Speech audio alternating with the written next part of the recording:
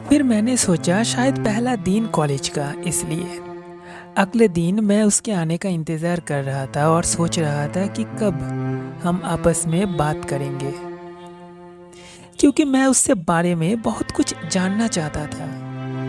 वो आई, लेकिन मुझे नहीं पता कि जब उसने मेरे तरफ देखा तो वो चुप क्यों हो गई।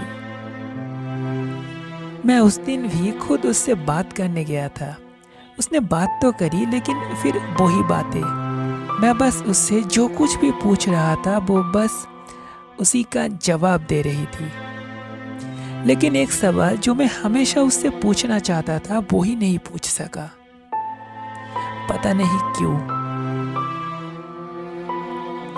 पता नहीं हर बार ये सवाल पूछने से पहले इतने घबराहट क्यों होती है।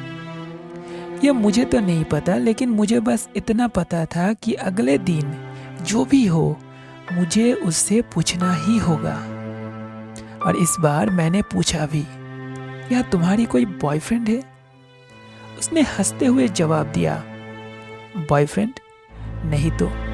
फिर मैंने पूछा, क्या तुम्हें कॉलेज में कोई पसंद आई? उसने मेरे तरफ देखा, मुस्कुराया और जवाब दिया, अगर कोई आपके जिंदगी में पिछले 7 साल से है तो आप किसी और को कैसे पसंद कर सकते हैं? 7 साल के रिश्ते को बदलना नामुमकिन है।